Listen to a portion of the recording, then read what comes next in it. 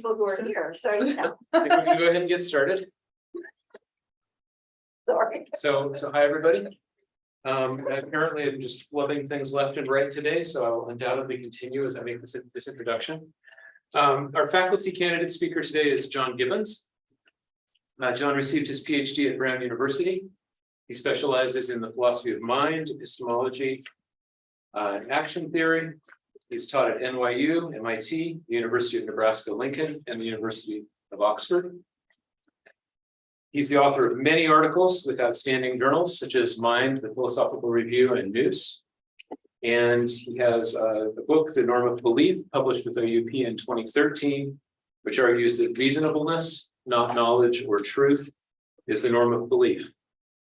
He has a book manuscript in preparation, and today he'll be sharing some of that work with us, talking on introspecting belief. So please join me in welcoming John. Thank you. Thanks for having me. The handout isn't always absolutely and completely comprehensible on its own, but if you hear it and read along, it's supposed to help. I'll read out the section titles so you can let us see where we are. So I'm working on a book called Normative Knowledge. It's about knowing what you're thinking, knowing that you know, knowing what makes sense, knowing right from wrong, stuff like that.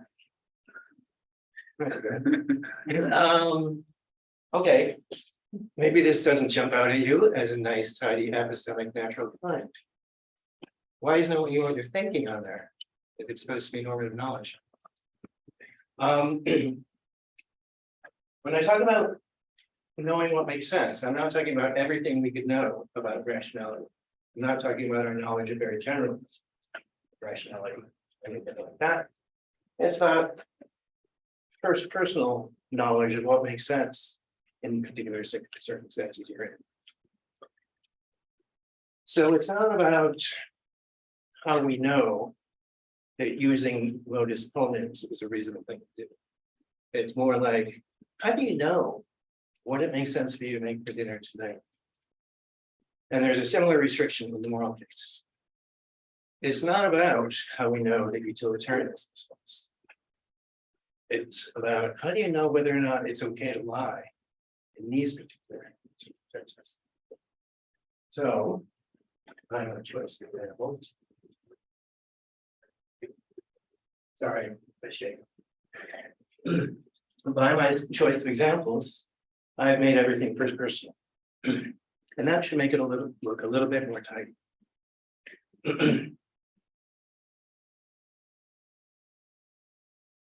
But you might still be wondering, is my knowledge that I believe there are chairs in this room very much like my knowledge that it makes sense for me to make positive information?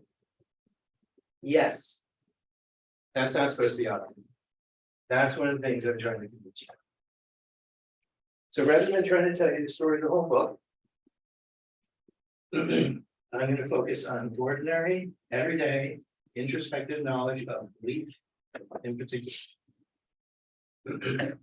Along the way, I'll talk about various possible ways of extending things in various directions, but we focus primarily on how it goes with knowledge and belief. We'll try to convince you this much. Okay, if he's right about how it works with belief, maybe it's a little bit like knowledge pressure. I probably won't say much today about how to extend it to knowledge pressure. Belief transparency. So we start with the idea of transparency. People use the term transparency in philosophy in various different places for various different purposes. A lot of people think of Evans when they think about the one I'm talking about. Apparently Roy actually had it first. But I'll use Evans' example. This is a paraphrase, no quote. You answer the question of whether you believe there will be a third way by answering the question of whether it's true. This is one specific example of answering questions about the mind by thinking about the world. In many ways, this is crisp and clean and neat. For one thing, it's specifically about belief. There's nothing in here about how you answer questions about what you want You're trying to figure out things look. But also he gives you a specific question about the world and answer. If you want to know whether you believe it, you think about whether it is true.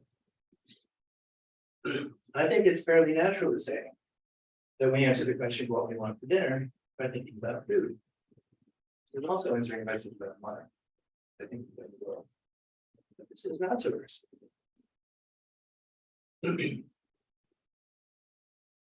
What is it you're thinking about when you think about food? What you want? Food is all right. You want to go get Indian? Yeah, that sounds good. A lot of the time, in perfectly ordinary normal circles, we answer the question whether we want it by thinking about whether it would be good, or it is all the way out there in the external world. But I'm not alone with the good. Yeah, it's bad. I really want to. This is a little naughty. But to me, it just doesn't sound like it's in the same ballpark as, yeah, it's false. I believe it anyway.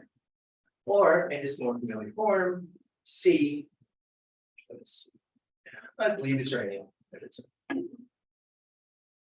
When you're answering the question of whether you believe it comes apart from your answer to the question of whether it's true, we get more paradox. People who believe more paradoxical things seem to be contradicting themselves. They seem to be seriously incoherent. It seems more than just a little bit naughty. So maybe the good will work, maybe it won't. But if you want something crisp and clean and need for desire, as crisp and clean for desire as we have for belief, then you need something like that. Ultimately, I don't think the fact that it's crisp and clean and neat does any of it. So I don't think you need for each propositional attitude a specific question about the world. The solution to the problem. It's natural to take Edgley and Adams' observations as a description of what goes on a lot of the time in perfectly normal circumstances. There's no need to think that this is the only way to do it. But on the other hand, you don't get the sense there's scoldingness for this. Don't you know the difference between beliefs and facts? Stop doing this immediately. It's nothing remotely like that either. So here's what I think we should do.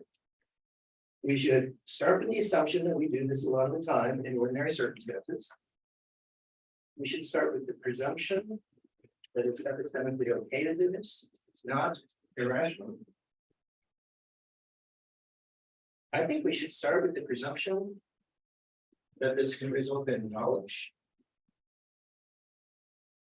And I think we should leave open the possibility that there's something distinctive about this knowledge. Maybe there isn't, but maybe there is. We won't know until we know how it works. So we should leave the possibility. I think what we like is an account of how knowledge is possible. An account of how it's possible to know this. By doing that. And I think it would be nice if the account at least made it likely that we do know things by doing that in lots of very cases. So that's what I'm trying to get at. If we take the idea of transparency as a description of what goes on a lot of the time, that sounds right.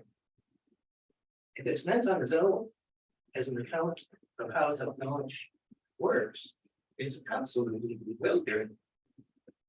How do we manage to get the answer right by thinking about the wrong thing? If we found out about facts by looking at what facts are, that just makes sense. We know the difference between beliefs and facts. But we still answer questions about why and method because of the being of belief. How does such a procedure result in knowledge?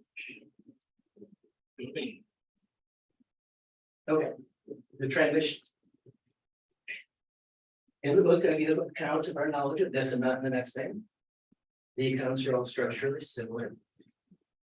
And they're all based on the same model. And the model is ordinary introspective knowledge. In all of these cases, one important part of the story is a transition between contemporary mental states that justifies without being an inference. So I'll start with an example of one of those, a transition that justifies without being an inference. It doesn't have anything to do with self-knowledge. Suppose you come to believe that the cat is on the mat because it seems to you that the cat is on. I represent that like this. SP line RF degree.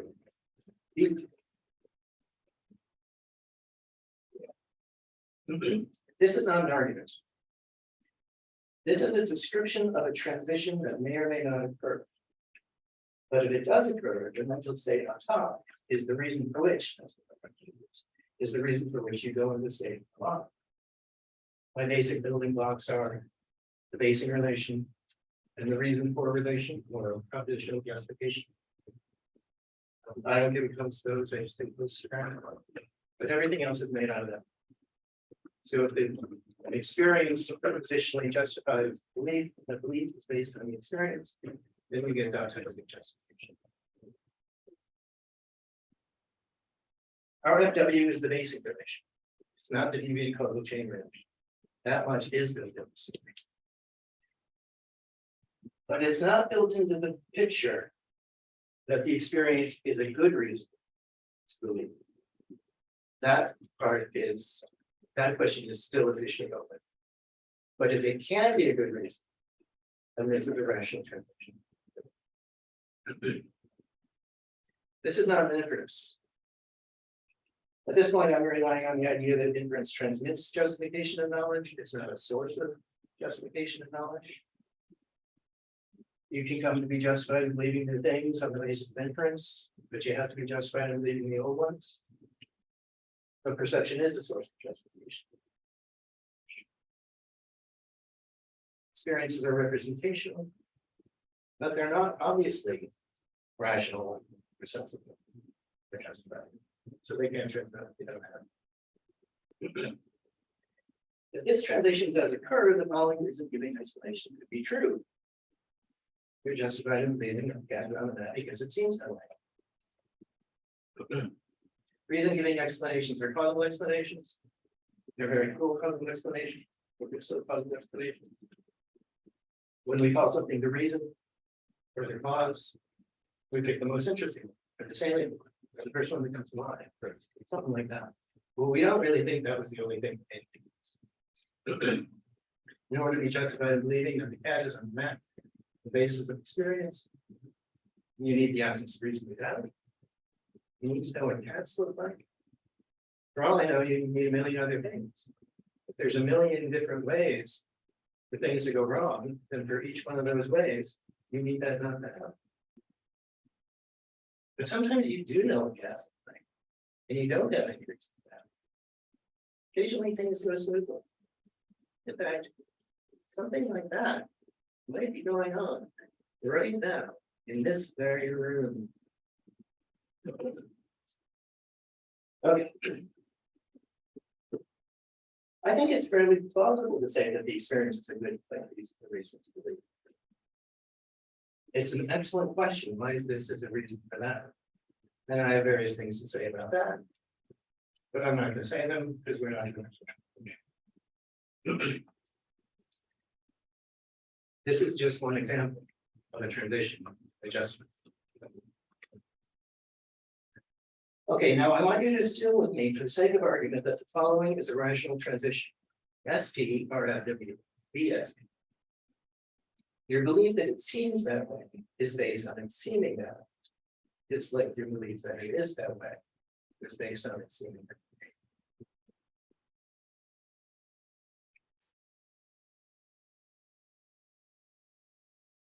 This transition does occur, and the following reason giving explanation could be true. You're justified in believing it seems that way because it seems that way. When you base your belief about experience on experience, that looks good. You answer the question of how things seem is based on the things that make that answer make sense.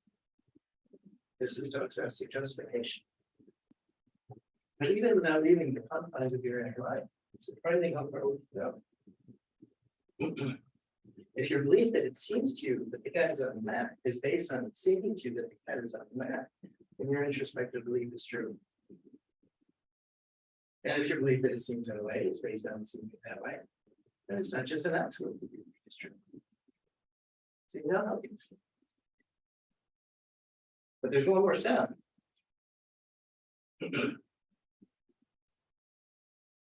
When the belief that the cat, when the belief about the cat is based on experience, the belief is justified on the basis of one thing, the experience.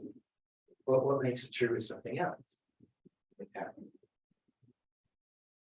But when the belief about experience is based on that very experience, the belief is justified on the basis of what it's about.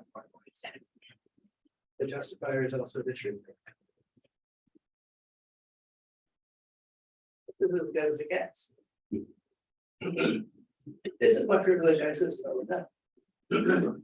It's not about infallibility or any of that. It's about basing your beliefs on the facts, and particularly. I just asked you to assume that this is a rational transition. It's an excellent question. Why this is a reason for that? Well, I have some things to say about it, but I'm not going to say them because we're supposed to be talking about how to do.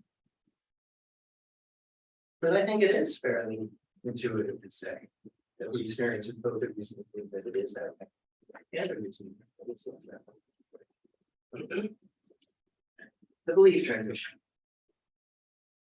So now we get to believe. Consider the following transition. DP, RFW, BDP. Your belief that you believe that P is based on the belief that P. This is not a difference. Therefore, your first order belief about the cat can be both justified or false. And you would still go and be justified in believing that you believe it.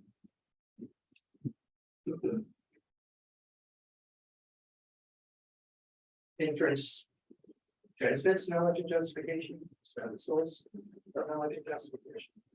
That introspection is. This one inference would be inference of false belief. But even though it's not an inference, it could still be a rational transition.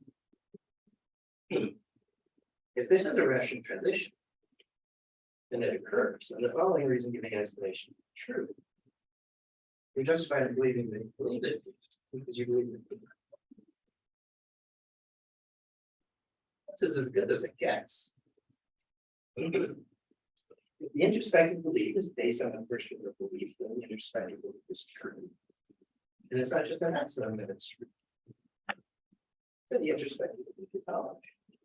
But if this is a rational transition, then the introspective belief isn't just based on what it's about. It's justified on the basis of what it's about. It's also the same thing. This is privilege access. But wait, there's more. If this is a rational transition, then one way to form the second order belief is to be in the first order state and make the transition from there. But being in the first order state just is that. So we can see why transparency works.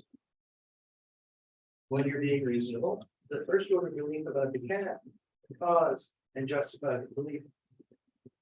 That's about it without any help from you. And I think you can also see why you don't really need for each propositional attitude the corresponding question of the word. If you want a recipe or a procedure or a set of step-by-step instructions for how you figure out what you want for dinner, here it is. First, raise the question of what you want. Second, think about food. You can think about what would be good, what would be interesting, what would be scary, what would be fun. You can think about whatever you want, as long as you take seriously the question of what you're going to do. And third, be reasonable. The claim is not that if you do all this, you're guaranteed self-knowledge.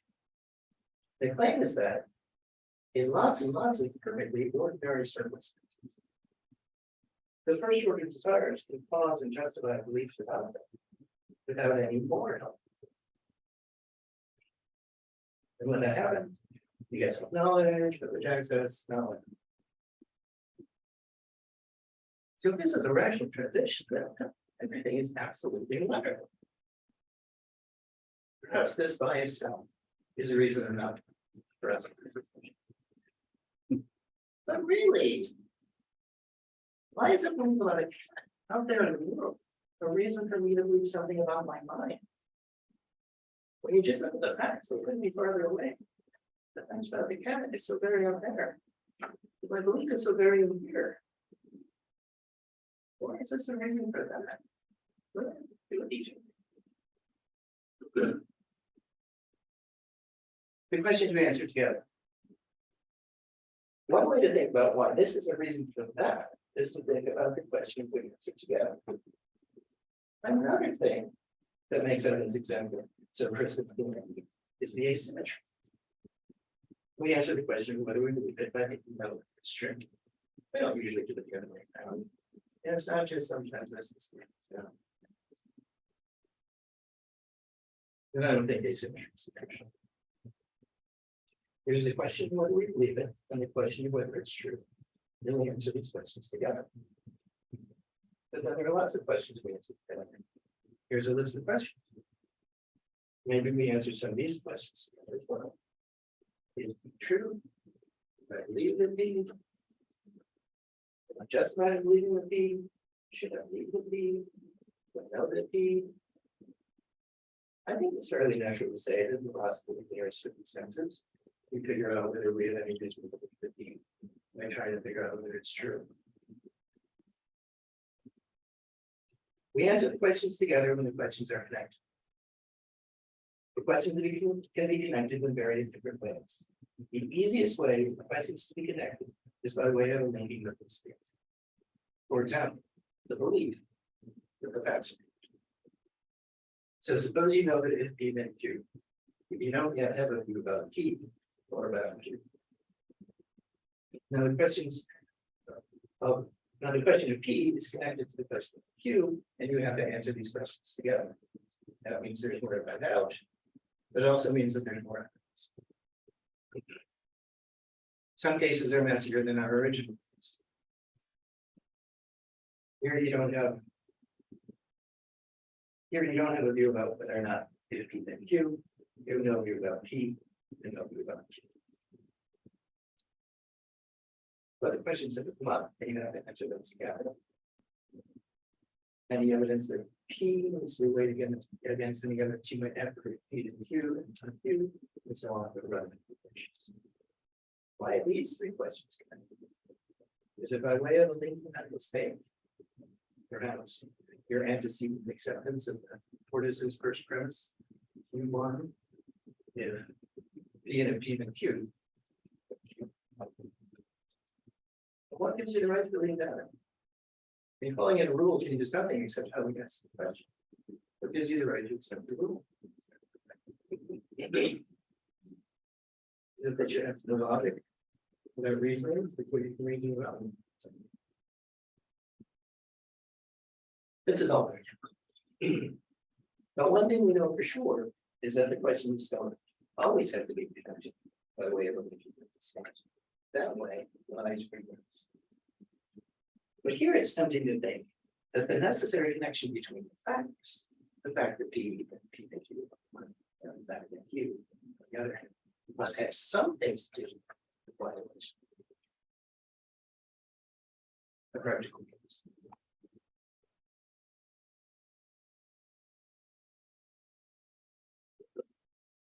But questions don't always have to be connected, either by way of a linking with the state or by way of a necessary connection. Suppose that for whatever reason, the question of what you're doing for dinner is not independent of the question of what the name is. And consider the following question. What are we doing for dinner? What do you want for dinner? Which we're doing for dinner? One factual, one mental, one normative, or at least currently factual. What are we doing? What do you want? What should? In most ordinary circumstances, these sentences are pragmatically indistinguishable. You can start the conversation about dinner with any of these questions. You can invite them to decide with any of these questions. And when you're in the middle of the conversation out there, you can move seamlessly between the on and on and on, without feeling as though you were in any way changing the subject.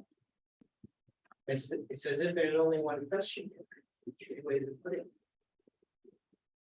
And it is as if there's only one question, the practical or deliberative question, but what to do for dinner. But it's only as if. It would be very, very bad to infer from typical pragmatic distinguishability that these questions really all come to the same thing, whether there's a single fact that answers no. Literally identifying the normative question, the factual question, commits you to the crazy idea. Necessarily prolonged by. We ought to buy, if and only if we're gonna.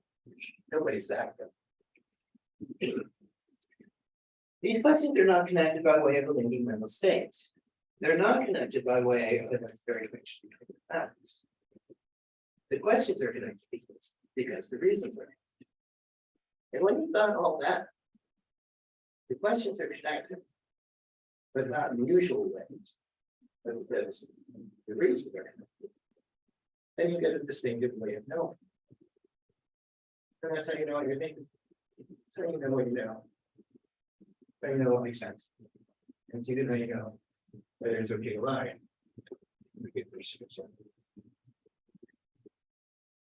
The bad combination.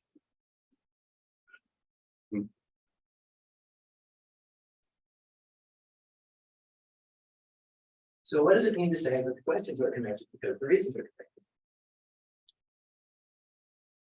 We have these pairs of questions that we do seem to answer together. It doesn't seem irrational to answer them together. And we might even leave it open the possibility that answering them together is more than just okay. There are certain pairs of answers to these questions that seem really bad in some way or another. And some of them seem really, really bad. These are the bad combinations. The bad pairs for the bleed case are the more paradoxical. So there's O, it's raining, but I'm with that. And I believe it's raining, but it's not. Your answer to the question, whether you believe it, comes apart from your answer to the question whether it's true. Neither of these is all that bad in the past tense. For the third person, it seems to have something to do with the first person point of view. There's nothing wrong with imagining the facts go one way, or the beliefs go the other. And it has to do something to do with believing both are the bad combination. And there's nothing wrong with believing that we have some false beliefs or no. This is the condition we're all in. That's no answer. It's not a condition for life each one. So what could be wrong with believing that this is what's going on with you right here, right now, with respect to some particular proposition? This is the shape of Moore's paradox. On the one hand, the proposition believed is contingent. On the other hand, the person who believes these things seems to be contradicting themselves. Somehow, they seem to be seriously incoherent in some way or another. The hard part is to say, how the belief becomes coherent without being inconsistent. One possibility to leave open is that there's a rational conflict between the two parts of that causation. It's not just that saying these things would be embarrassing or confusing. And it's not just that if you read both these things, you wouldn't know whether or not to take an umbrella, and that would be bad. But if we think there's a rational conflict between these two answers to these questions, we need to say what it is. Well, we're here. There's some other areas of answers to other questions that might also involve similar sort of evil variance without consistency. Because the first one, we don't even have to be more spirit of it. Here's another example for it. Okay. It's right. This is just as absurd as this training. If there's a rational conflict between these two answers. Your questions we have to say them. Without leaving the theoretical realm, we might consider these. Cat is on the map, but I have absolutely no reason to believe that. Or I have every reason to believe it. And the practical analysis of these might be worth looking into. I don't mean to. And I'm going to make arguments. I really should. Depending on how those odds are read, there's at least the chance of a rational dimension. The explanation.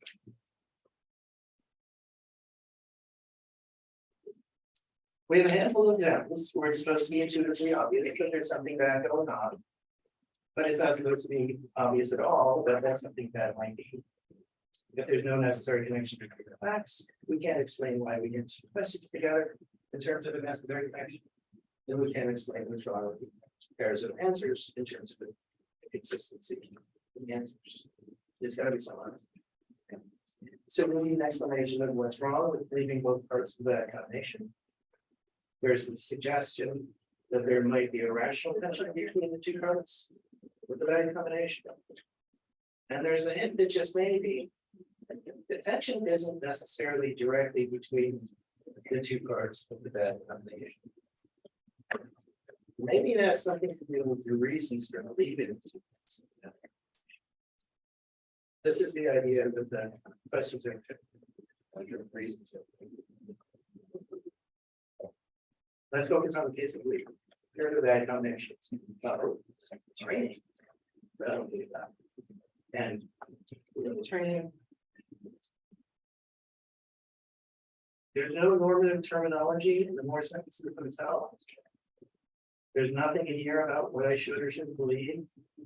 And there's nothing in here about my reasons for believing these things. It's quite natural that one of them would think why somebody for these things.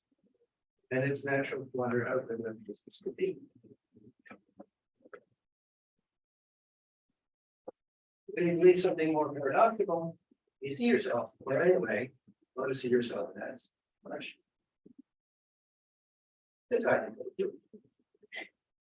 Suppose you believe, oh, either you have sufficient evidence for the first one, or you don't. If you do have reason to believe that it's right, that is reason to believe that this something shouldn't be true. That it's true and it shouldn't be, then you're irrational. If, on the other hand, you don't have evidence for the first one, but believe that anyway, then you're irrational. So suppose you believe C. Either you have sufficient evidence for the second object, or you don't.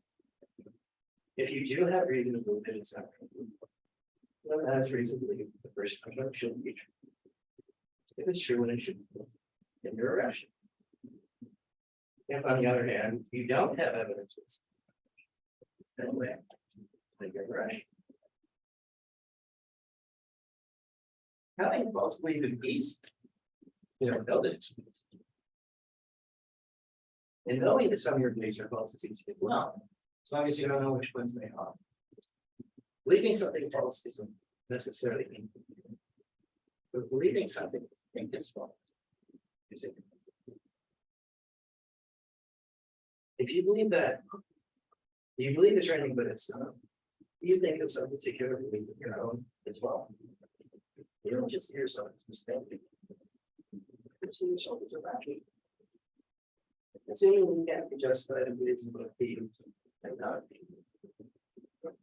Either your belief that P is based on evidence, or your belief that it's false and based on evidence. It can't both be more reasonable to believe than it is to both deny than it is to at the same time more reasonable to deny than to believe. So you see yourself as being irrational. Somewhat. There's a very strong presumption in the ordinary everyday case that if you yourself see yourself as irrational, that really ought to be enough to get you to change your mind. If that's one day to change your mind, in one way. But it's not just that we go through these things. We expect you to hold yourself to these things. Seeing yourself as irrational is fundamentally different from seeing yourself as impolite. Sometimes when you see yourself as impolite, it's as if you just can't help it. And occasionally your disapproval of your own impoliteness is powerless in the face of wherever this impoliteness is coming from. But being impolite isn't always that. Sometimes you have good reasons to be impolite. And when you're impolite for those reasons, it's as if the impolite is coming from you. But you can't have good reasons to be irrational, at least not the kind of reason you do things for. You may be disposed to be irrational about a certain subject. But irrationality can never really come from you in quite the way that a well-executed literalist can.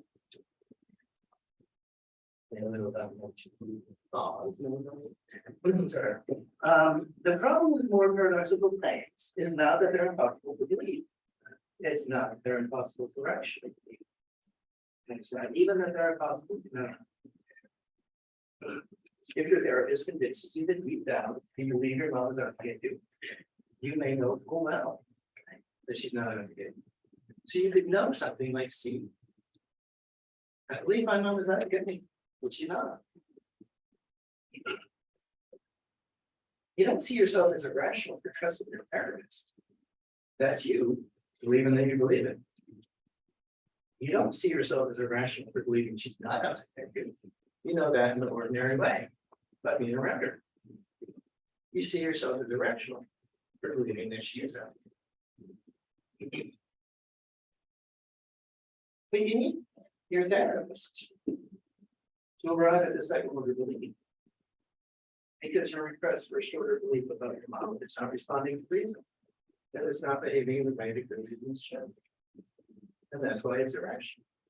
And that's why you can't know about it in the ordinary everyday person life. Believing something without knowing it is easy if you don't know it. And knowing that some of your beliefs don't constitute knowledge as well, as long as you don't know which ones they are. Believing without knowing is not. But believing something you think you don't know is unbelievable. It would be to give two answers to the question of whether it is true. Yes, and I know. Why it's so opposite.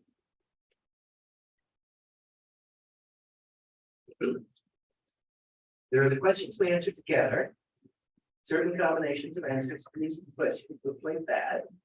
And sometimes we can explain what's bad about them in terms of a rational conflict between the two kinds of bad combination. Here's the next step, the story.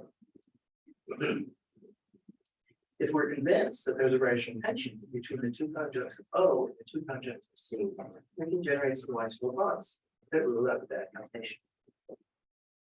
So suppose P obviously entails Q. It's not enough that it entails Q, it's not obviously Q. So if you want an example, we can have P be a conjunction of R and N R than Q. But it's easier to say P. If P obviously entails Q, we want to say something like this, PBQ. If you believe P, then you ought to believe in Q. Now we imagine the case where you believe that P for really bad reasons. And it's just obvious that Q is false. And we're a little uncomfortable saying that you ought to believe in Q. But a lot of opponents, if you believe in P, you ought to believe in Q. You believe in P. So you don't believe in Q, no matter how obviously false it is. No matter how bad you're reading into the believing Q are. You might consider giving up what opponents. But we should probably check and see if there's something else we can do instead. One thing we could do is read TBQ as it likes to go on, put it in shorthand like this. WSL. If BB, then BQ. Here's what this is. You really ought to be like this. If you believe the P, then you believe the Q.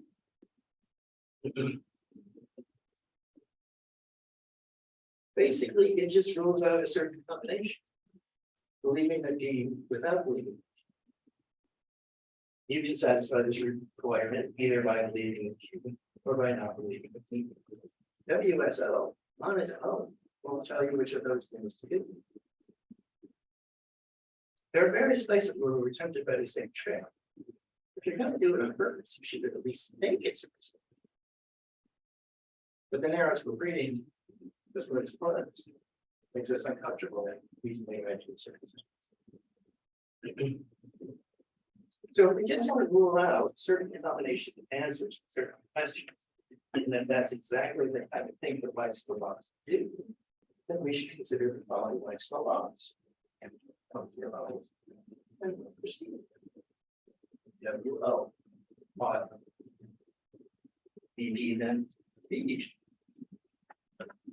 WC. B then B. Here's the best way to do these. If you do answer the question of whether it's true, you also answer the question of whether you believe it. Your answers to these questions are like this. If you believe it, then you believe it. And if you believe it, then you believe it. And in fact, they say we should answer the questions together. If you answer them at all. All these things do is rule out the bad combination. And in this case, the bad combination are more paradoxical. And that seems like the kind of thing that needs to be ruled out. At least ruled out is okay. It seems like the safest thing to say about more paradoxical beliefs is not okay. There's one way. You can fail to fulfill the requirement expressed by WC. You can trust your therapist and believe that you believe you're only going to pick it, while continuing to believe that she's not. These two beliefs are not a problem, but there is some irrationality in the neighborhood. In a normatively ideal world, you wouldn't be doing all those things you do that make your therapist think that you got this request to believe. If you believe both these things, you think there's a problem somewhere. WC on its own won't tell you where the problem is. On the one hand, these Weiss-Furth laws are about some kind of normative ideal. And it's natural to wonder whether they have anything to say about what goes on in the real world. On the other hand, this normative ideal spell, these are astonishing. Literally most of the time. You don't need to go to your therapist to figure out what you're thinking. You live up to these ideals on a daily basis. Actual world. Well done, you. Take a moment if you want that. What you get? One thing you get from Weiss-Furth law is the rationality of the transition. If P obviously entails Q, it doesn't let us always true. Even if you don't know it's true. Then the transition from the belief that P to the belief that Q is a rational transition. In this case, because it is an your belief that P might not be a good reason without justifying. But whatever else is wrong with the belief that Q, the problem is not with the transition itself. If WSO is true, the following is a reasonable belief that all right. And if WL is true, well, the following is a reasonable belief that all right. So think about cats. Out there in the world, really is a reason to read something about their mind. Let's be given an answer to the question of whether it's true. There's only one sensible answer you can give. The question of whether you believe it. So your belief that you believe that is unmet really can't be based on justified by any evidence about it. This is as good as it gets. This is privilege access. Exciting future. If we can explain the rational tension between the two parts of other bad combinations, we'll get the corresponding lines for the bonds, and we'll have an explanation of the rationality of the relative transition. It'll turn out that we have privilege access all over the place.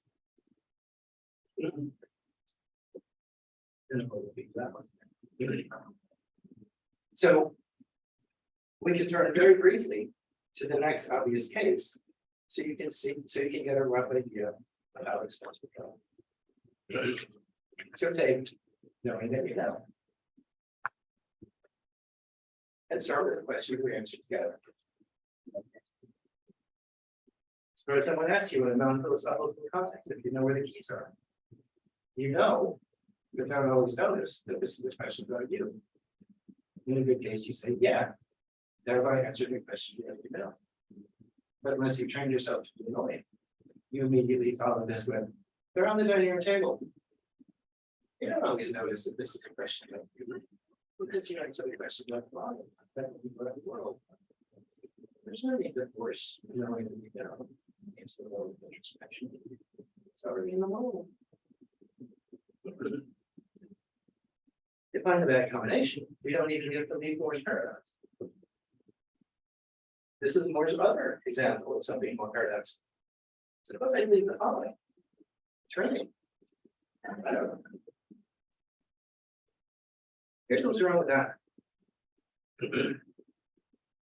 Any reason to believe that you're not in a position to know the P is itself a reason to revise it. This is how undermining computers work.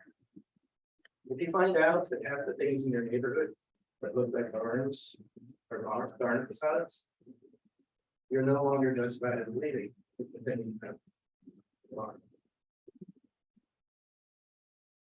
The thing about the facades doesn't show that your belief is false or unjust. But it does show that there was something so seriously wrong with it from the understanding point of view that you need to revise it.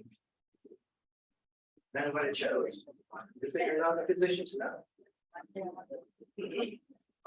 If you look at the wide range of undermining computers, red light showing on white books, all sorts of things, this is what they have in common.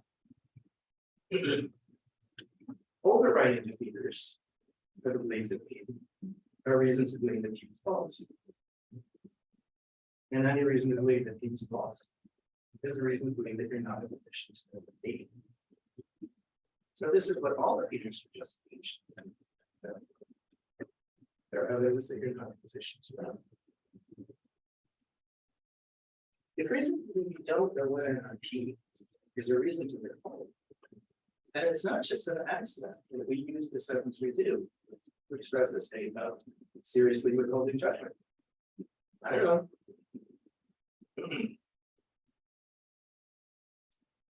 You need a longer argument for all that. But that's where the argument is. It's in the land of the defeaters. And it has more to do with self-knowledge.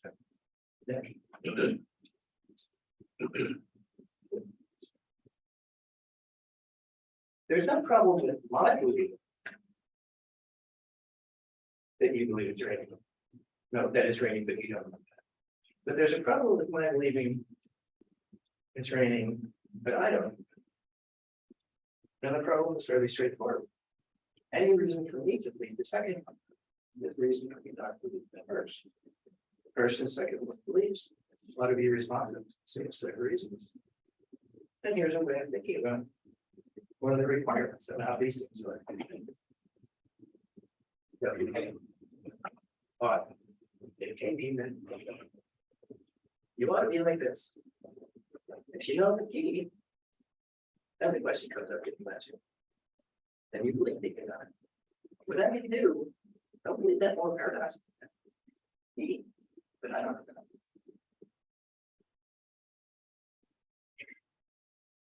She goes to the store because she thinks she's out of milk. I don't believe that she's out of milk. This is one of the reasons why she goes to the store.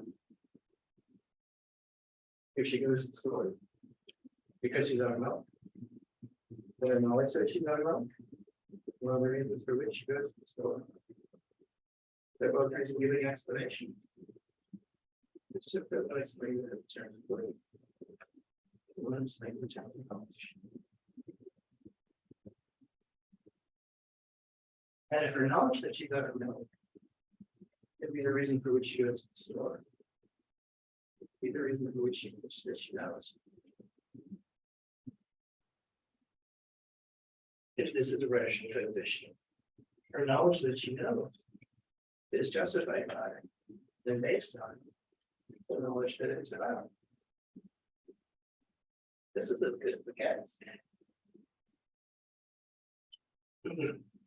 She has privileged access to what she knows, because privilege is about the first person's point of view. It's not about infallibility. We know about our factor method states. Pretty much the same way we know about our non-factor method states. But that's what we should have expected all along. So like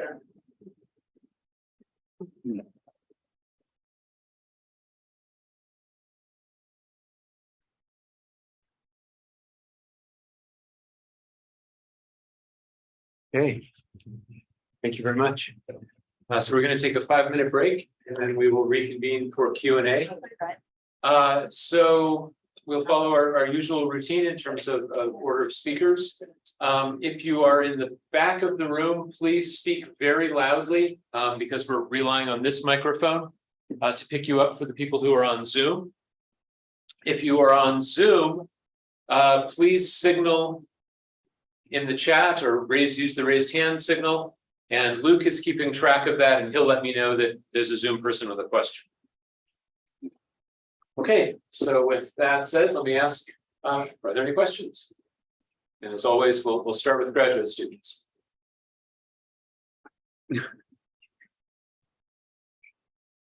Doug. I've got a few questions, but let me just stick with one to open. I don't know if I'm being picked up on the mic. Do you think this is loud enough, Joe? All right, let's go. So could you, it's really more request for clarification than anything else. Could you talk through what's going on in that last transition and or inference and or whatever it is that is? Where are you looking at? This is the last page, KP, RFW, and then below that, BKP. So I'm wondering what that is. Is that supposed to tell us that if somebody knows that P, then it follows that they believe they know that P, or is it something else going on there? There's something else going on. Okay. So it's not supposed to be an argument. KP, RFW, BKP. This is a transition of, this is a description of a transition that could occur. Yeah. And it would be a transition from one mental state, you know them in P, to another mental state. You're believing that you know them. Mm-hmm. The question about the transition is it a good transition? So I like to break it into 2 bits. Is the transition from the belief that P to the belief that Q a good transition itself, as it were, even if the belief that P is really bad? One question, the question specifically about the transition. And then the outputs could be bad if the inputs are bad. Transition. So I claim this K thing, this is a good transition. And it's guaranteed good inputs because its input is knowledge. We all have knowledge. Gotcha. Thank you. Yeah, so this is just a clarificatory question. So I was just wondering, what is the difference between an inference and a transition that's not an inference? Especially since some people interpret the transparency of belief phenomena to have to do with inference. And also like, why does that matter? Like what hangs on the, on these being transitions and not inferences? Okay, so I think it's an interesting question. What makes it an inference? So I have a list of things that I go on. It's not a definition, but it's a set of things that are characteristic of inferences. My favorite is it transmits. Inference transmits justifications. But you're not justified in belief premises, you're not justified in conclusion. But perception, introspection, these are sources.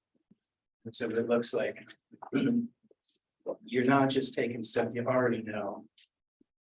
And inferring other things, you're not just taking stuff you're already justified in believing and inferring from there, and coming to justified. So one thing on the list, if you're just thinking about what makes it an inference for its own sake, transmission is one of the things. Another one is typically standard to be usually if the premises are false.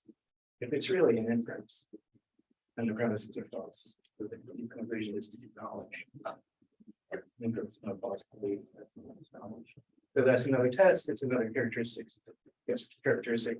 The hardest one to specify is a content connection. If you infer that the sun will rise tomorrow, because it rose today and yesterday and the day before, and the day before, and the day before, they're all about the sun rising. I mean, there's a connection between contents there. It doesn't have to be deductive, but this is about the sun going up, this is about the sun going up. That looks like an inference. Yeah, it's on the map. So I believe that. It just doesn't look like it. So those are the characteristics that I go on when I go through the list. None of these things look like inference. And so I'm inclined to say not an inference. Why does it matter? If you're willing to reject, you're thinking about Barton.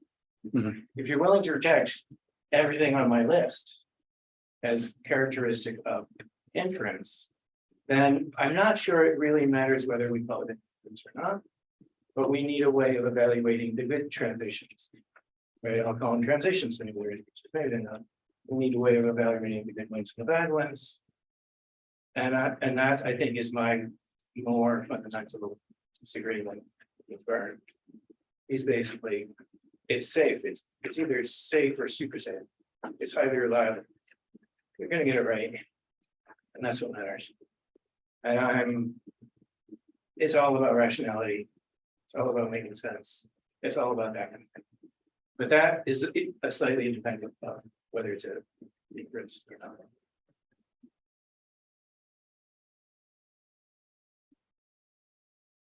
Was that a follow-up? Oh, no, separate way. You could check me off the phone. Okay. Yeah. And Kirk. Thanks for a very interesting talk. Another question, but Kirk, can you speak up? yeah, thanks for a very interesting talk. This way I won't have to speak quite so loudly. Oh, wait. That's most, if you speak loudly, it's. okay, good enough. So I said, thanks for a very interesting talk. I have a number of questions, but I want to ask a kind of smallish question about the last section in this principle. Any reason to believe you're not in a position to know that P is itself a reason to revise the belief that P seems to me too strong. I think I do believe a lot of things that I wouldn't say I know. But one kind of case that often is cited is, buying a lottery ticket. And, I don't believe I'm going to win. I actually believe I'm going to lose, but I don't think I know that I'm going to lose. So I just wanted to know what you want to do with that kind of case, the lottery type examples. About the lottery. So there are many options for the lottery. One is you're not justified in believing that you're going to lose and you don't know. That treats it even. One is you're justified in believing you're going to lose, but you don't know. One is you know you're not going to win the lottery. Really? This is not going to solve all your financial problems. I know you're not going to win the lottery. Maybe you know which side I'm on.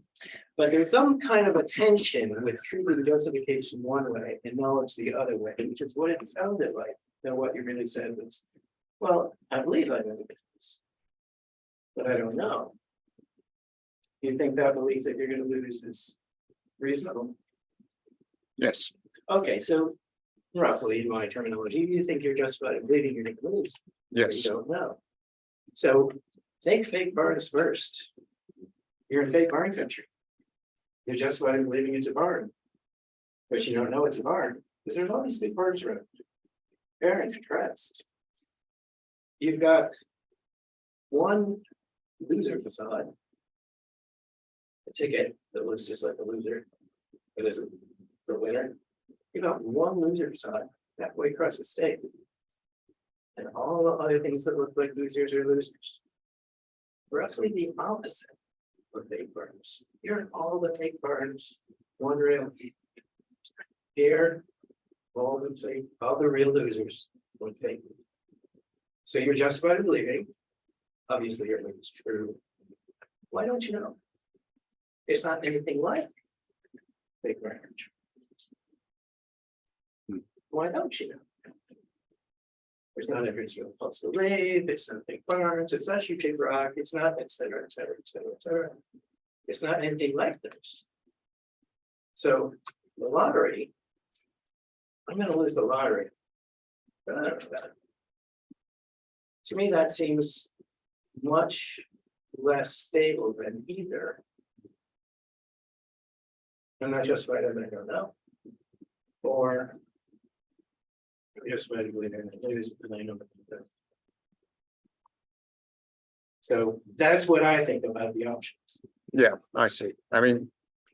Okay, I mean, another story would be there's a different kind of the way I get to the probability and its connection with the truth is different than lots of ordinary cases. And that's a different direction in which to go. But okay, I see where you're coming from. Is the sun gonna rise tomorrow? Pardon me? Is the sun gonna rise tomorrow? I don't know. Okay, fair enough. Fair enough. So I'm sorry, I'm having this terrible problem. Zara? Adam, yes, Thank you. Well, I got it wrong once years ago. I know, And now I'm terrified every time. I know. Do you know how my name is pronounced, Adam? Okay, just kidding. Okay, so this is sort of a half-baked question. I think I'm still trying to wrap my mind around some things. So I'm thinking about the therapist case and what I think I understood you saying, which is that the belief is irrational because it's reasons resistant, and the reasons are something that's supposed to come from inside or something like that. Is that roughly? The belief that your mom is out to get you? Yeah. That one is reasons resistant, but it's not that the reasons are supposed to, the reasons are coming from your mom. Okay, And you sort of do respond to those reasons by forming a belief that she's not asking you, we should not ask. But this little buried belief of yours is not responding to those reasons. okay. So I'll say what I was gonna say, then we'll see what's going, if I can make sense of it along the way. So I'm thinking about like OCD type beliefs. So for example, let's say I know I have OCD and I think that if I don't touch the doorknob 3 times before I leave the house, the world is going to end. I also know that I'm unwell. Like I believe I'm unwell, and I believe that any sort of beliefs formed around repetitive behaviors are suspect, if not completely false. Yeah. And so there, I think like both of the beliefs are coming from within, or relating to not something my therapist is saying, but something that like, yeah, I don't know. I'm not sure, like, why would that be irrational? Why is your belief that if you don't touch the doorknob 3 times, why is that? Why are the two beliefs together irrational? Like, I believe that if I don't touch the doorknob 3 times, the world is going to end. And I also believe that my belief about touching the doorknob is probably false because I know I'm unwell. Like, I believe I'm unwell, and that beliefs around the repetitive behavior are probably false. Okay, so there's something like a combination of pair. Mhm. And they don't sit well together. Mhm. And what's most obvious about the particular case that you describe is whose fault it is. Mhm. It's not really quite so much the tension between this and that as it were negative assessment of it. The problem is with this. And that's most attention grabbing. Right, and so it's pretty clear why you're the OCD belief is that it's not responding to things. But there's as it were the 2 cases. There's the person who just believes no negative assessment. Yeah, it's not responding to reasons. Like, I assume I've never not touched the door 3 times, right? Like, it's not like I've ever tested it because I'm too scared. Right, but your belief that if you touch it, the world will go, and that's not responding to reasons quite as well as we would like. It is certainly responding to information about where the door is. It gets you around obstacles. It does all those sorts of things. It is the belief like it those ways. But it's resistant to the evidence. So you've got case one, it's resistant to the evidence that you just can't see that you're unwell. But there's, as it were, this evidence against your view that calls your view into question. There's something bad we want to say about your view. Add one more thing. You know it's bad. Does that add something more? Because to me, it seems like it adds something more. You most reasonably go right, but you go left. You go left intentionally. Oh, that's irrational. You most reasonably go right. You go left intentionally. It's irrational. Story two, you most reasonably go right, and you know it, and you still go left intentionally. Worse, that's an intuition about a case. That's how it seems to me. Doing it when you know it's irrational is worse than just doing it when it's irrational. It's the negative assessment should have a kind of motivation force, which is lacking. And like that. Thank you. Yes, yeah. My question about how generally the picture is, and so I'm thinking of other cases of first person authority. So take something, I'm thinking of practical cases, but things like knowing what you're doing. Right, so right now I'm wanting to ask you a question, and I was wanting to ask you a question. Is the structure of that similar with a belief case, or is this a different? It's similar. It's supposed to. I do actually talk about it when we do it. Briefly. I've already given that before, so I can say what I'm thinking. Of course. But okay, so suppose what makes the case if you're eventually going this way. Eventually, the ordinary action description of which not like anything in there. Right, that right. According to me. Well, part of the case that we're intentionally asking is, these items, right, ordinary reasons that you figure in a reason giving explanation. That's part of it. That's part of what makes the case in addition. But that's all up here. That's not going to get. So in addition to all that image stuff, you need something more worldly. Like, this in the store. So according to my picture, in order to get intentional action, you got to make reference to not just beliefs and desires. But if you make reference to knowledge, you can still talk about mental things.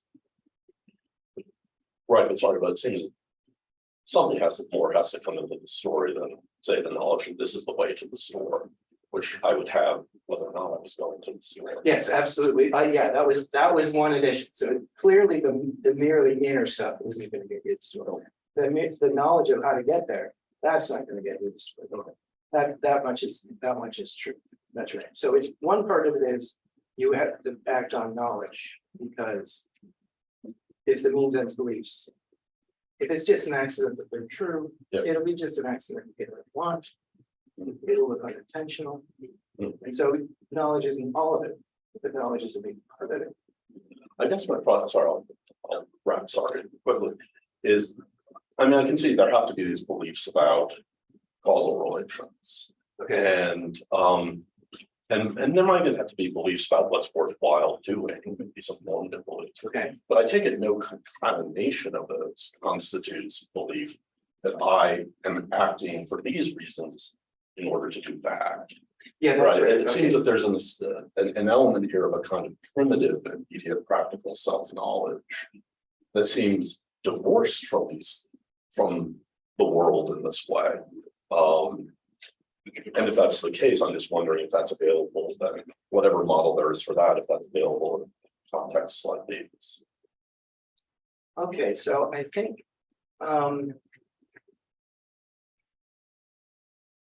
I don't know what to say about the relation between knowing how and knowing that, so I'll just go with you on that, whichever way you go, reducible, not reducible, I'm either way. Okay, so if you know how to go to the store, right, you know that when you get up in the morning and you're not going to the store. If you know, knowing what you're doing, the way it's supposed to resemble these things over here is, there's a bunch of things that make it the case that you're eventually going to the store. I didn't think I had the whole list of that. It's that once you got all that, given how worldly that has to be, it's gotta have knowing how, it's gotta have knowing that. It's gotta have actually trying and actually doing, actually getting up out of the chair. It's gotta have that. That's not knowing that. That's not knowing. That's getting out of the chair. Yeah. Once you got all that, that's what it takes to be doing it intentionally. Once you got all that, that puts you in a position to know that you're doing the things that make it true, that you're doing it intentionally, put you in positions to know the very same thing, that just it makes this the case, just as you believe in that. That's how it's structurally similar. Okay. Even though it comes, it's about going to. Okay. Matthew? Yeah, I think I did have the same concern as David, so maybe it would be okay for me to kind of follow. So I just wanted to clarify, just to make sure I understand it correctly. I think you want to understand the introspective case in terms of the more familiar analogous case, sort of external perceptual knowledge and objects. Is that right? The introspective case is like the perceptual case. Yeah. In this one respect, that the transition is rational, but it's not an inference. So I think that's a big deal. Okay. But it's different from the perceptual case in so many ways, because the cat is causing your belief about the cat. I mean, maybe it's not. I hear, object perceptual model of introspection, and I run, right? That's my knee-jerk, right? No, it's not that. It's not that. No, I'm not that way, really. So I don't think if the belief that P causes the belief that you believe it, that's supposed to be a rational transition. If the cat causes the experience, if you take that chunk, So the rationality of the transition is the only feature that unifies the introspector, at least for the thesis to work. that unifies what? That unifies the interest. Introspective case with this case of externally perceiving it. Yeah, that's how they're supposed to be simple. Okay, well, maybe now my question was confused because I wasn't quite understanding the only spectrum which was going to be similar. But I wonder if you could just say a little more about, and maybe this is where I had the similar concern as David. A lot of the examples that you give of the introspective knowledge seem like they're the sort of factive beliefs about, say, cats and that sort of thing. So I was wondering, would it still have the same structure if we took a much more abstract belief, like, I don't know, I believe I'm overly reactive in general. I believe I'm prone to melancholic episodes. How would this respect the same feature? Okay, so Just so I could like to hear a little bit more about how. there's in general knowledge of your own past track record. So yeah, I tend to freak out about this. I tend to jump to conclusions about that. I tend to. So that knowledge is sometimes built on some kind of introspective knowledge of the instances. Yeah. Sometimes it's a mix though, right? So you're freaking out, depends on what term you use there. But you're unreasonably freaking out if that's not redundant. Mm-hmm.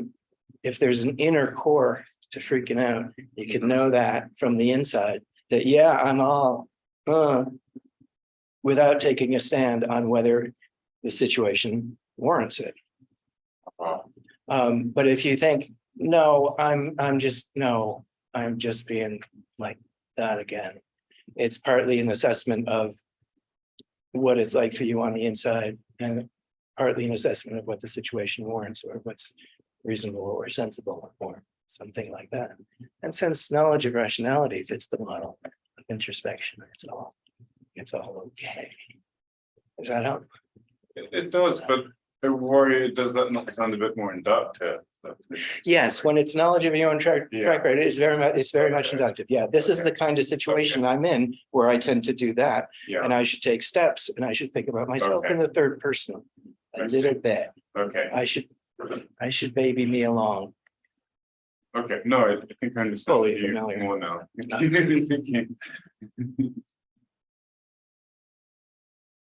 Eric, did you hand up earlier? Yes.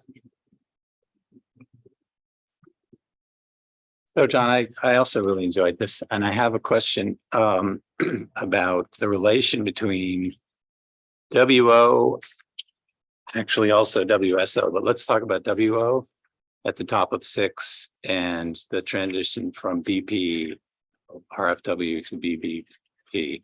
So I think I understand what you're saying about that transition, which is not an inference so because it's supposed to be not an inference, but the BBP is based on and in some way causally the result of the BP. Fine, but the WO with its apparent material conditional arrow in there doesn't say anything about the relation between BP and BBP, except that it ought to be the case that if BP, then BBP. So it could be, you can have this view about what ought to be the case, and then just by accident, both BP and BBP occur in an organism. And you say, great, that's how it ought to be. Yeah, So the relation isn't in, as far as I can see, the arrow, unless you mean the arrow to represent something like an RFW. no, RFW isn't supposed to be in the white space. Okay, RFW is supposed to be in the transition. right. So are you thinking of, so I guess I'll put it like this. Are you thinking of these as together necessary? Or are you thinking of, I mean, it does seem to me that WO really doesn't get at the phenomenon very well at all, because it just tells you that it rules out some combinations that look bad, but it doesn't tell you, it doesn't seem to rule out some combinations that are bad, which is just where it's an accident that there's a BP and a BBP. Yeah, the wise cobot doesn't rule that out. So Right. as long as you avoid the bad ones, you've avoided one of the many possible disasters, and there could be all sorts of things going on. So I think of the wise cobots as very weak. So there are certain circumstances, if you're thinking about the BP, BQ, that's WSO, where P obviously tells Q. W as O said, well, either, believe the Q or don't believe P, or, do this combination, do that combination. You could do one of the acceptable combinations and still believe one of the, irrational things. But sometimes, I didn't get to do the other just mentioned, but sometimes there are cases where you've got these two things, either believe Q or don't believe P. That's what the wise cobot says. Either do this or that. And I'm not saying anything else. You take that, and then you add a ton of other stuff. And one thing you might add is, well, what are my options? I can either not believe Q or believe P. And then the evidence, which is completely a different kind of thing from the wise cobot. Right? The evidence says, yeah, P is true. In these circumstances, you used to have two options. Right? Don't believe in P and not believe in Q. So you've got two options. Not believe Q. If the evidence suggests that P is true, Your option is just shred. You gotta go to the evidence. You gotta repeat. You used to have two options. Now you have one. There's only one reason we'll go for the bottom way. In these circumstances, but it doesn't just go to the other side. It doesn't just go to the last thought. You are either A or B. Failing to A would be irrational. So So, you gotta be in these circumstances, but it doesn't just come to last thought. okay, can I quick follow up on that? That's helpful. Especially the way you were talking about what the ought is. It sounds like it's a first personal ought. You're thinking of, even though it's wide scope, it's I ought. Yeah, And so you're thinking of the BP, and the BPP is in my control and I have options. oh, I certainly didn't mean to be thinking that. Oh. That's how you make it Yeah, sound. WSO is true. But you know it or not. This is a rational transition. But saying it's a rational transition doesn't mean that it can make that transition all well. If it's a perfectly good transition, that's certain. Then it could be a very bad result. This is easiest with P and times Q. This was, yeah, you do believe. And there's a tension between believing P and not believing Q. So you should believe Q. But wait, my reasons for your reasons for believing Q are no good, whether you know it or not. So it's just not true that you ought to believe Q. You ought to do what you believe P because your reasons are no good, whether you know it or not. Okay, but do you think that at least there must be an implicit sense in which you're committed to these WO and WSO? I'm happy to say that. I don't know if I use, And in a Committed first to- personal way, sort of way? you're committed to them. If you violate these things, it's your fault. I don't think you're committed to them in the sense that you would say yes in the past. I don't think you're committed to them in the sense that that's about why it's good lots of different cross your mind, if you want to be a philosopher. I don't think you're committed to them in that sort of way. But I think certain transitions that ordinary regular people make can be explained by philosophers as rational. Because of stuff that ordinary regular people like that group don't care about. And that's the business that. Okay, thanks. Perfect. So follow up. Yeah. There's another perfect to do. Yeah, this is a follow-up and a suggestion. Okay. So the ought here, it looks like it's sort of either you're like this or you're irrational. Right? And I'm thinking maybe it's a little too strong.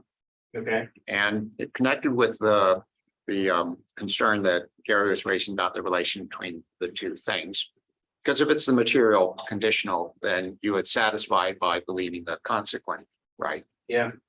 But take WO, where it's believing that you believe that P, you could satisfy it by being in that state, even if you didn't believe that P. And there it looks like something's gone wrong. Yeah.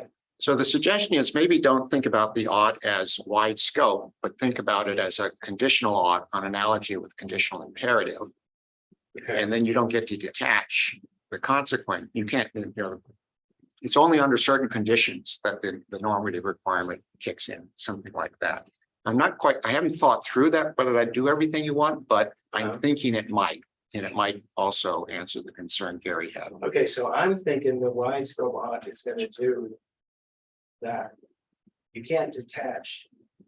If it's, I should take the one I think is easier. If you believe the P, I believe the Q. You take that sentence, you turn it into a wide scope ought. So if BP then EQ. From the mere fact that you do believe P, it doesn't follow that you ought to believe Q. That's what I think one of the main points of the wide scope ought is, to low detachment. But under certain circumstances, you can detach. Under what circumstances? When you ought to be. So if BP would be Q, BP, BQ. That's the detachment. So those are the conditions under which you can detach.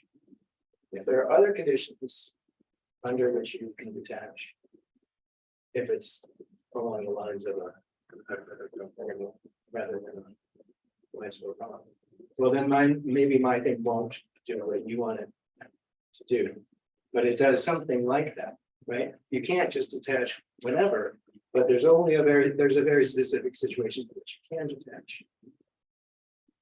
Going with this sort of conditional ought and making the antecedent condition itself an ought statement would do the same thing, right? Yeah, yeah, Okay. that's right, yeah.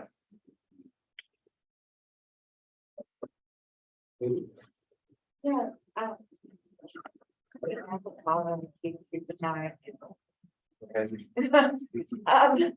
But I guess I want to start. So I guess the smaller of the two goes back to something that you said to Zara, and I just want to make it's pulling back a bit to the big picture. But you said, I'm not quite sure I understood the appeal, but you said, look, if we are knowing that we are irrational and continue to believe it adds a level of irrationality. Did I hear that right? It seems worse when you know you're doing it than when you're doing it without knowing it. That's my intuition about a case. That's not. So I just want to, so this is why it's a kind of small level question. I think if you think about, I mean, at least for me, if you think about the kinds of examples that Zara was talking about, particular OECD, did you ever see the old TV show Monk? Yeah. Okay, so the thing some people have, right? So the thing, it's about a detective who had a CD, and the theme song says, if you paid attention, you'd be worried too. That seems to be a worse condition, not just psychological health wise, but also in terms of irrationality, than a person who has at least recognized that this is off, right? So it doesn't seem to me intuitively obvious that recognizing that you are irrational makes you worse off rationality wise, right? Yeah, actually, in that case, I think that's right. Because if you recognize that, okay, this is coming from somewhere else, and I should treat it as a problem, and I should do something, then you're on your way to getting better. That's better than the as it were, just first order. And they are in fact just get. I gotta go now. Right, so that seems right. So that in those kind of cases, it's because there's this there is in the usual case this presumption that if you yourself see yourself as irrational, that ought to be enough to get you to change your mind. And these cases are cases where that presumption is just it works for the usual case of type, but it doesn't work for these cases. It's not going to get you to change your mind. Not easily. I want you to talk more about what the scope of the usual case is here and what's fixing the paradigm. I mean, it can't just be that the paradigm of the usual case is fixed by the very fact that recognition that you're irrational gets you to change your belief, right? No, I wasn't thinking that. I was. I was not assuming that you weren't, right? Yeah, I didn't have anything like a specification. I just thought that one way to argue with people is to try, when they believe that P, is to try and show that P is false, and that's a perfectly recognized thing. We think about things that way. Another way to argue with people when they believe that P is try to convince them something about themselves. Right? Do you think that because it's not really about whether P is false, but they take that as a consideration that's relevant. They will feel the need to respond. They will take that as a, well, maybe you're right, maybe you're not, but it's not irrelevant. I wasn't, sorry, somebody else should go, but I wasn't focused on that aspect of it. I was focused on the immediacy of the judgment sensitivity. Oh, so once you recognize that is immediacy something like once you recognize that you're being unreasonable, you immediately drop the belief? Okay, so I think that actually does happen. I think what takes a long time is convincing, being convinced that you're being unreasonable. I do think it happens a lot of the time. I also think that a lot of the time it takes longer to let go, and a lot of time It takes a very, very long time and a lot of work and so on. So I don't, so. What I want to say about the ordinary case is not that it's always super easy. In the ordinary case. It's not something with the always. It's like, it really does happen. In the ordinary case, this kind of immediate transition is really smooth and easy. And it's kind of surprising. What is the fact that I'm irrational have to do with whether the guy's on the map? The facts, my irrationality isn't here. It's not going to change the location of it. Can. But it changes my mind about a first order belief about the world. Sometimes, ever. How could it? That's what I'm after. I'm not after I didn't know it's this way.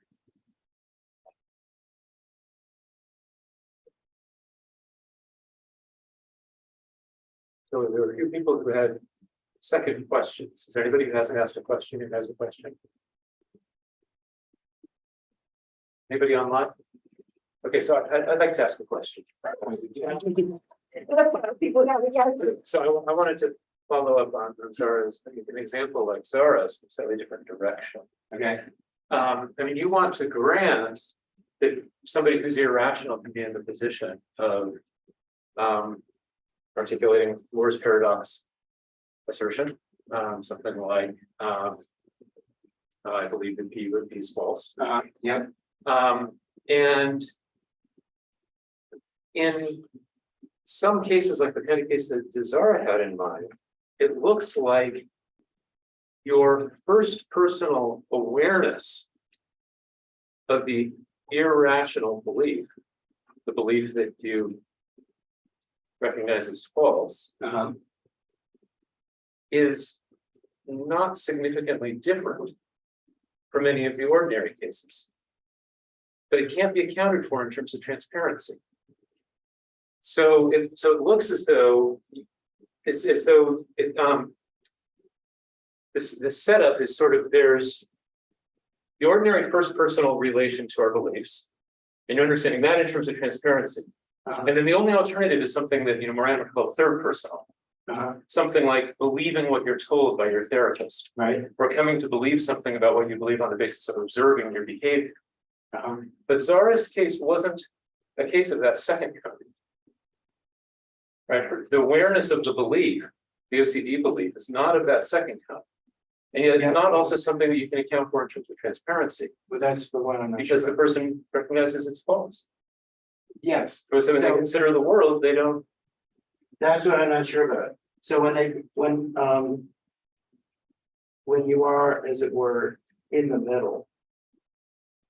So if you're just, it's OCD and it's your view of how things really are, right? It's long, but you don't think there's a problem here. You think they're out to get you. That's all the way over here. And then here you're cured. You're all better. And here you're in the middle. And here, the way I think of it, I'm really inclined to think they're out to get me. I'm really inclined to think that I gotta touch that. And when I think that, I'm looking at you, or I'm looking at the thing I have to touch. I'm looking directly at the world and I'm feeling the inclination to believe. And at the very same time, I'm thinking, looking at a bit more of the world.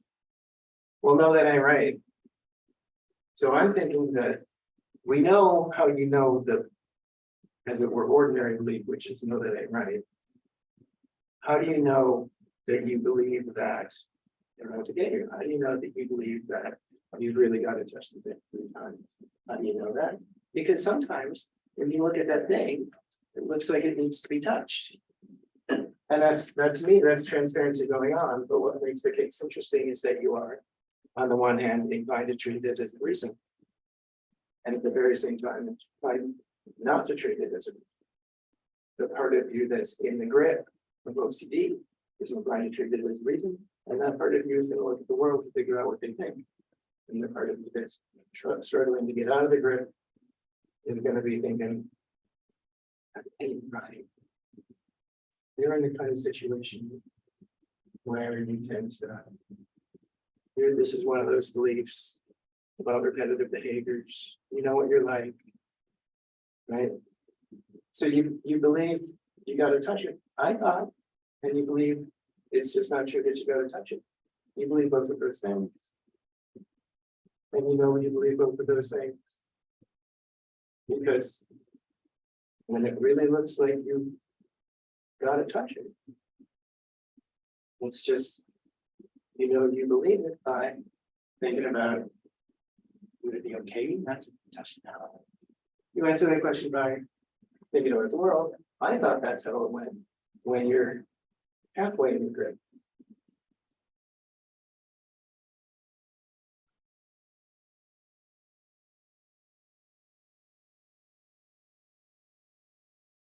And you're what you're calling halfway in the grip.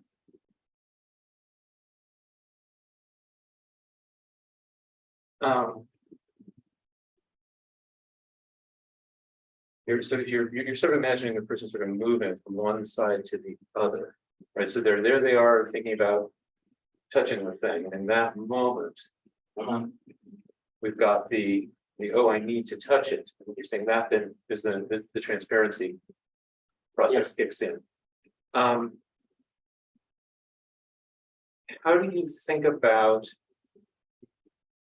the self-ascription of that belief that endures as they're moving out of that intense focus in that moment? Okay. Right, to the moment where they're no longer in the grip of that, but they still recognize first personally this is what they believe. Tell me what you think about that. Okay, so maybe this is wrong, but I was thinking about that as knowledge of your own past track record. So belief is a state that persists. You know who the president is even when they're asleep. So how do I know I believe it when I really feel the need? It's by looking at the world. How do I know that I believe it? I know in a pretty first person way, particular instances of my past. And I don't really think I've changed my ways. So knowledge of your own past track record doesn't look, at least in many cases, it doesn't look purely third personal. There's something a little third personal. Because you want to treat yourself as another person, feel like you're being objective of yourself. But a lot of the data for that induction is much more serious than first person. So that's how I was thinking, like, yeah, I still believe that. I'm not gonna wake up tomorrow and be cured. It's not gonna go over my head. So,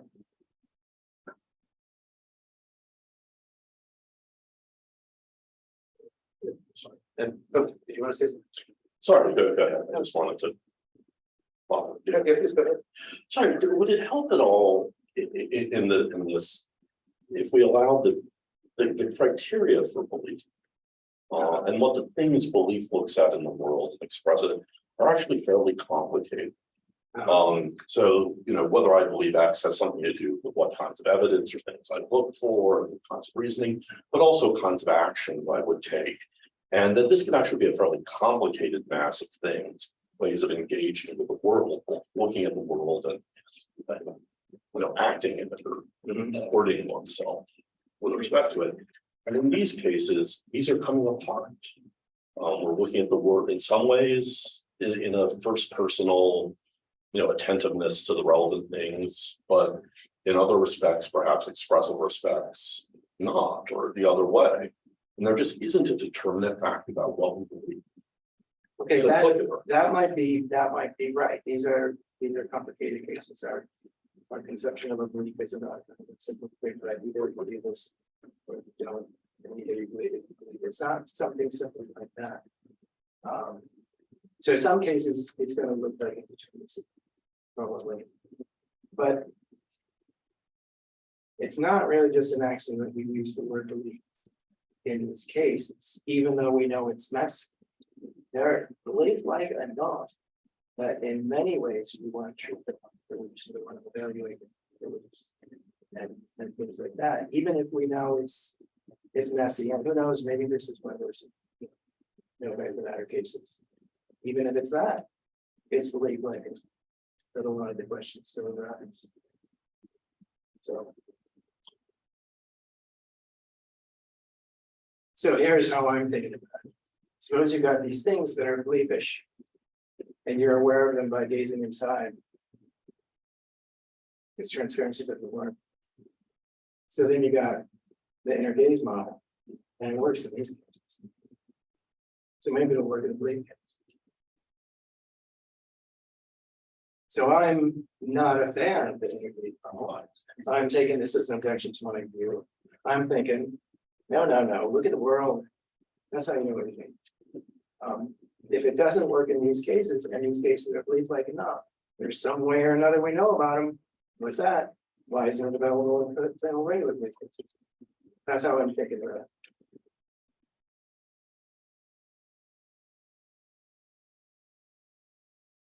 Got a quick follow-up. And then Kirk, you next. Oh, actually, no, I'm sorry, unless it's a follow-up. So we have to go back through the queue, so we go back to Doug. Can you just sit? Actually, given the time, given the queue, I will hold off and I'll ask you my follow-up later. Okay, Doug. I'm trying to put a little pressure in this page of shirt that I'm misunderstanding something fundamental, which will be too, I guess. But I'd like to put a little pressure on the thought that the connection between the questions, whether P is true and whether I believe that P is that the reasons are going to be the same in both cases. The reasons for a certain giving a certain answer are going to be the same in both cases. I guess maybe I should just ask you: is that supposed to obtain for creatures like us, or is that supposed to be just a general? Is that supposed to be a general connection for any and all rational beings? So might be considering the question whether P is true or whether I believe it P. The reason, yeah, I'm considering that kind of fanciful case. Just and that it seems I can imagine creatures who have these same kind of introspective capacities that we do, but they're just kind of lazy about using them. For whatever reason, they trust behavioral cues of one or another kind, informing their beliefs about what kinds of beliefs they have.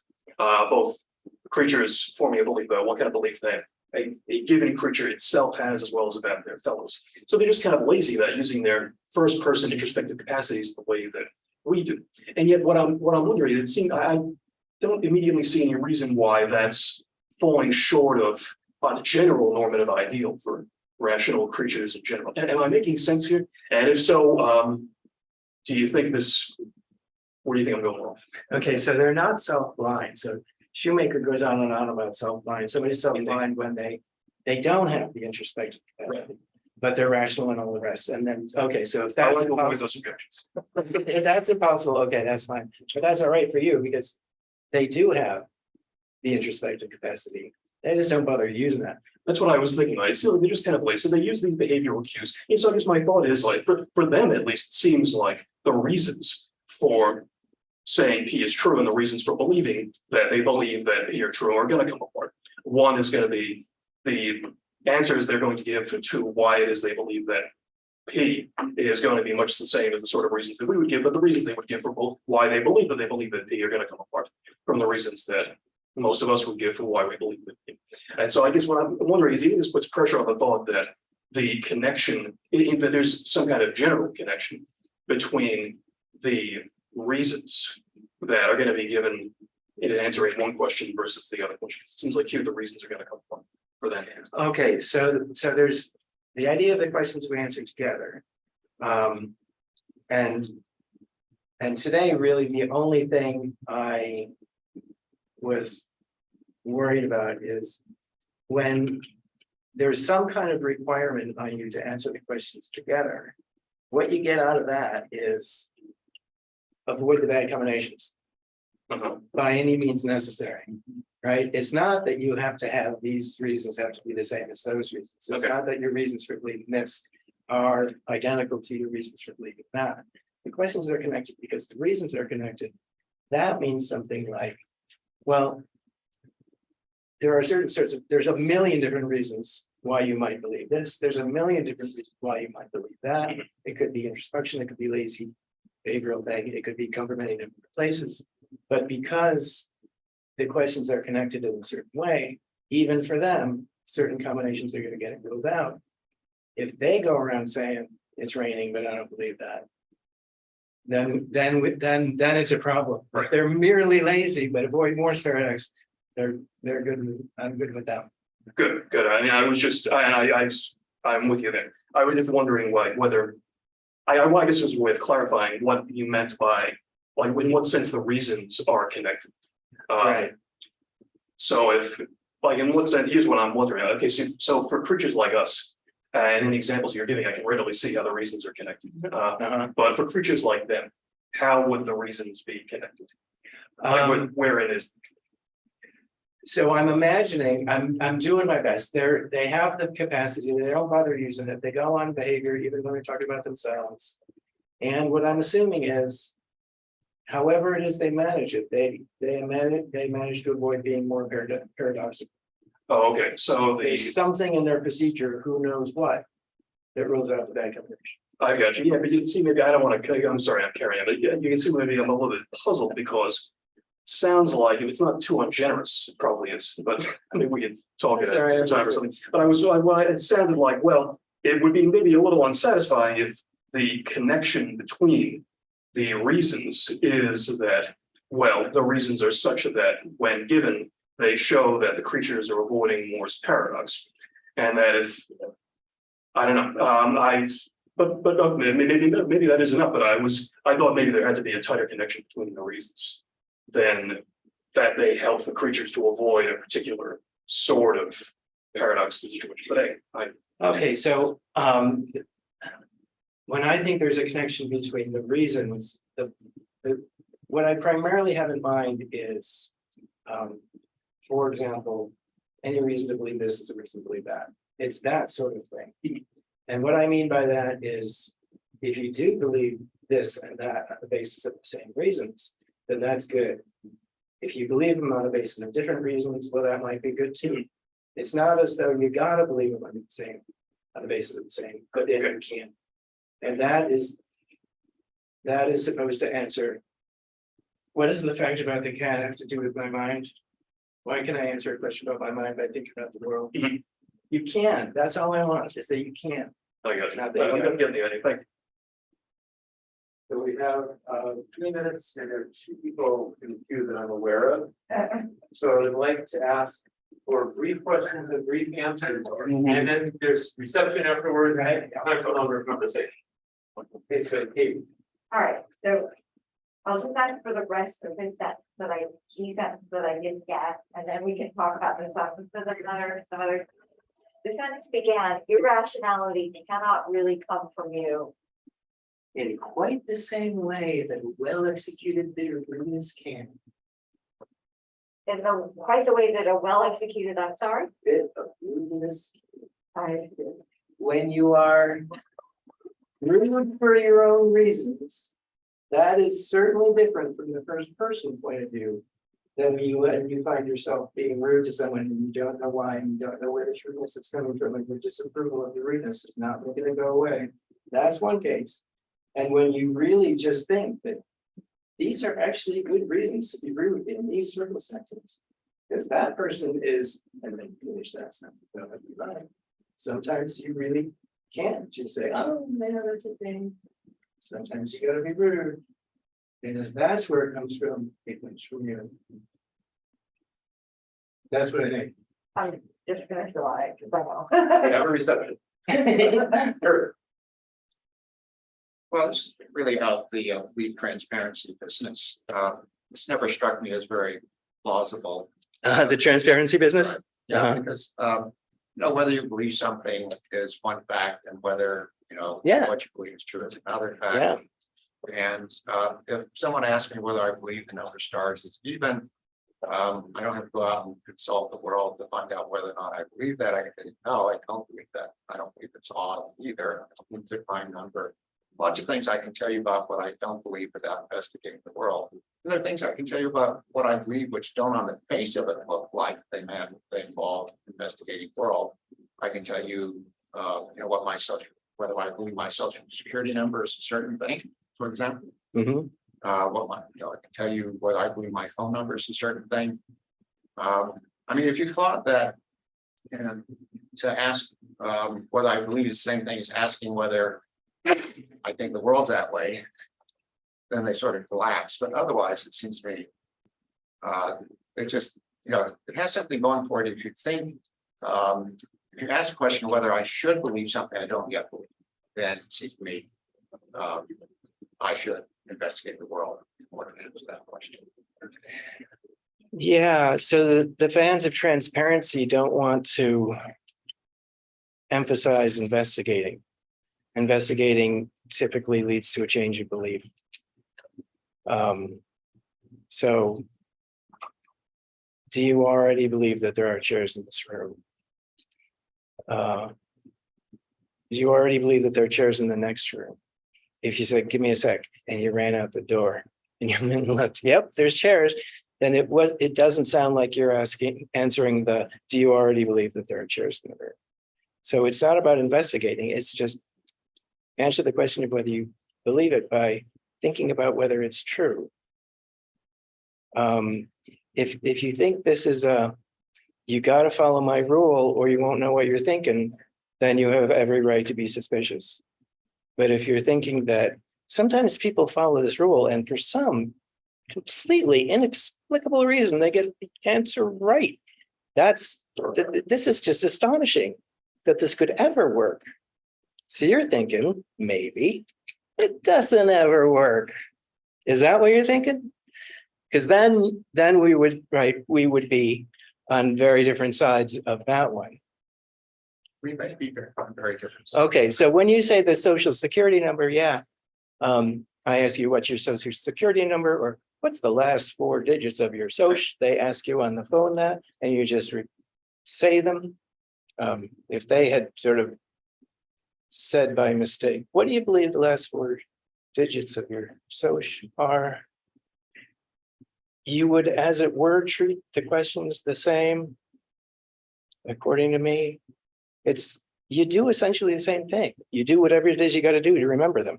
I always start at the beginning quietly, and then I start saying the last word. But I would do that thing, whether they ask me what my number is or what I believe my number is. I would go through the exact same process. How could that work? Answer the question of what you believe, but thinking about what's true. How could it ever work? That's my question. And of course, I'm assuming it does. So that's why I try and make it come out okay. I see where you're coming from. Good luck with that. Okay, that's fine. That's fine. Thank you so much for a very stimulating talk.